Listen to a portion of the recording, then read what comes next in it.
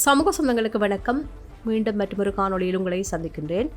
இந்த காணொளியில் போரின் 10வது நாளில் சுடுகாடாகும் உலக சந்தையும், இலங்கையில் 400 ரூபாவை கடக்கும் பெட்ரோல் விலை என்ற ஒரு அதிர்ச்சி செய்தியும், அதேபோன்று ஆசிய நாடுகள் பெட்ரோல் மற்றும் சமையல் எரிவாயுக்கு திண்டாடப் போகின்ற என்ற செய்திகளும் தற்போது வெளியாகி பரபரப்பை ஏற்படுத்தி இருக்கின்றது. அதாவது ஈரான், அமெரிக்க, இஸ்ரேல் மோதல்களின் ஏவுகணைகள் தற்போது உலக நாடுகளில் சமையல் அறை வரையும் பாய உள்ளதாக ஒரு தகவல் வெளியாகி இருக்கின்றது. இவை பற்றித்தான் விரிவாக பார்க்க இருக்கின்றோம். மத்திய கிழக்கு பிராந்தியம் ஒரு முடிவற்ற போர்க்களமாக மாறியுள்ளது. 2வது வாரத்திற்குள் நுழைந்துள்ள இந்த மோதல் வெறும் இரு நாடுகளுக்கு இடையிலான சண்டையாக தெரியவில்லை. இது உலகளாவிய எரிசக்தி மற்றும் அரசியல் வரைபடத்தையே மாற்றியமைக்கும் ஒரு பாரிய நிகழ்வாக உருவெடுத்துள்ளது. அமெரிக்கா மற்றும் இஸ்ரேலின் தொடர் தாக்குதல்களுக்கு ஈரான் தன்னுடைய ஏவுகணை மற்றும் ட்ரோன் படைகள் மூலம் பதிலடி கொடுத்து வருகின்றது. போர் விரைவில் முடிவடைவதற்கான எந்த ஒரு ராஜேந்திர அறிகுறியும் தற்போது வரையில் தென்படவில்லை. ஈரானின் புதிய உச்சத் தலைவராக பொறுப்பேற்றுள்ள மொஜ்தபா ஹமேனி அமெரிக்காவுடன் சமரசத்திற்கு இடமில்லாத ஒரு கடுமையான நிலைப்பாட்டை கொண்டுள்ளார். போர் தொடக்கத்திலேயே தனது தந்தை கொல்லப்பட்டதால் அவர் பேச்சுவார்த்தைகளை விட பழிவாங்கும் நடவடிக்கைகளிலேயே தீவிரமாக இருப்பதாக கருதப்படுகின்றது. ஈரானின் ஏவுகணைகளில் 60% அளிக்கப்பட்டு விட்டதாக இஸ்ரேல் கூறினாலும் எஞ்சியிருக்கும் ஏவுகணைகளை ஈரான் மிக நுணுக்கமாக பயன்படுத்தி வருகிறது. குறிப்பாக எதிரி நாடுகளின் இடைமறிப்பு ஏவுகணைகளை காலியாக்கிவிட்டு பின்னர் பாரிய தாக்குதலை தொடுப்பதே ஈரானின் வியூகமாக இருக்கலாம். ஒவ்வொரு தரப்பினரும் இந்த போரின் மூலம் வெவ்வேறு இலக்குகளை சாதிக்க முயல்கின்றார்கள். இஸ்ரேல் மற்றும் அமெரிக்கா ஈரானின் தற்போதைய ஆட்சி அகற்றுவதையே பிரதான நோக்கமாக கொண்டுள்ளது. குறிப்பாக ஈரானின் அணு ஆயுத திட்டத்தையும் அதன் பாலிஸ்டிக் ஏவுகணை அச்சுறுத்தலையும் வேரோடு ஒழிக்க அமெரிக்க வெளியுறவுத்துறை செயலாளர் மார்க்கோ ரூபியோ தலைமையிலான குழு தீவிரமாக செயல்பட்டு வருகின்றது. ஈரான் ஒரு தற்காலிக போர் நிறுத்தத்தை விரும்பவில்லை. மாறாக இந்த பிராந்தியத்தில் உள்ள அமெரிக்க படைகளை வெளியேற்றி போரை முழுமையாக முடிக்கவே விரும்புகின்றது. இதுவரையில் எந்த நாடும் நேரடியாக போரில் இறங்குவதாக அறிவிக்கவில்லை என்றாலும் மறைமுகமாக அமெரிக்காவிற்கு தன்னுடைய ஆதரவுகளை அதிகரிக்க தொடங்கியுள்ளன. குறிப்பாக பிரான்ஸ் தன்னுடைய போர்க்கப்பல்களை அனுப்பியுள்ளது. பிரிட்டன் மற்றும் ஜெர்மனி ஈரானின் தாக்குதல்கள் திறனை குறைப்பதற்கான தொழில்நுட்ப உதவிகளையும் வழங்குகின்றன. சவுதி அரேபியா மற்றும் அசர்பைஜான் ஆகிய நாடுகள் தங்கள் மீது தாக்குதல் தொடர்ந்தால் மிகப்பெரிய இழப்பை ஈரான் சந்திக்க நேரிடும் என்று எச்சரித்துள்ளன.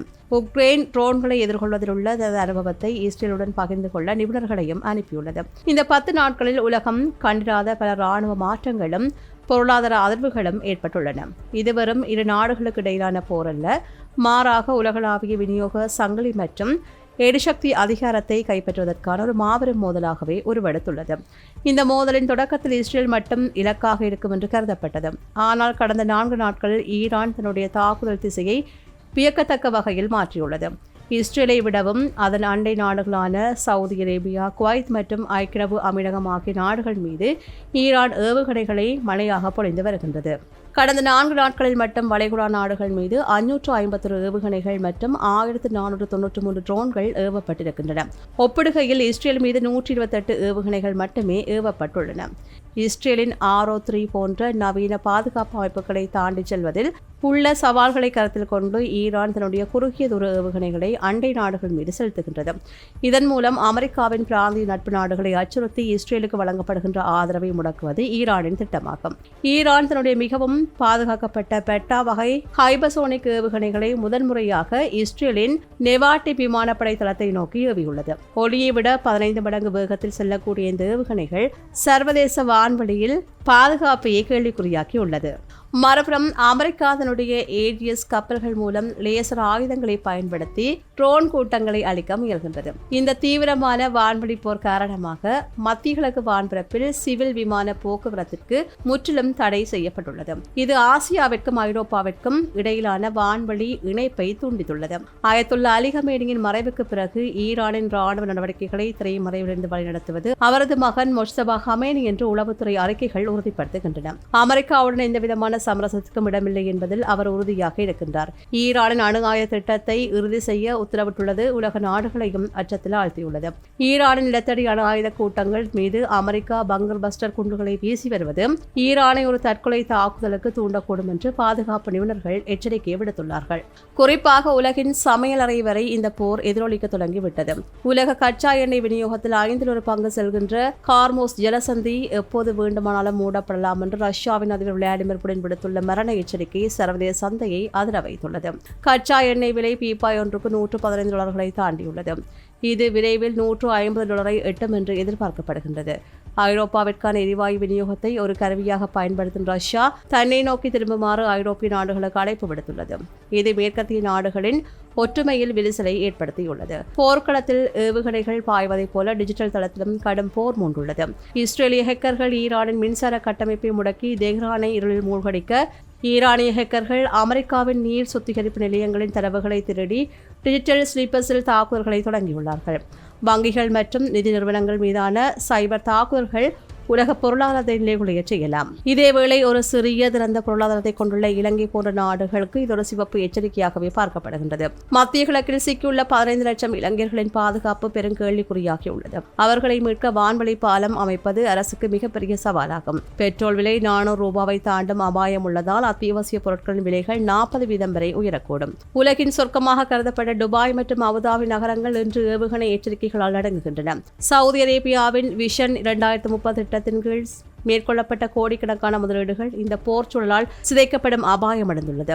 சர்வதேச முதலீட்டாளர்கள் மற்றும் சுற்றுலா பயணிகள் வளைகுடா நாடுகளை விட்டு வெளியேறுவது அந்த பிராந்தியத்தின் பொருளாதாரத்தை பல தசாப்தங்களுக்கு பின்னோக்கி தள்ளும். அமெரிக்க அதிபர் டொனால்ட் ட்ரம்ப் வரம்பெற்ற ஆயுதங்கள் இருப்பதாக கூறுவதும் ஈரானின் ஏவுகணை தளங்கள் அளிக்கப்பட்டாலும் அவர்கள் தொடர்ந்து ட்ரோன்களை ஏவுவதும் இந்த போர் மிக நீண்ட காலம் நீடிக்கப் போவதை உறுதி செய்கின்றன.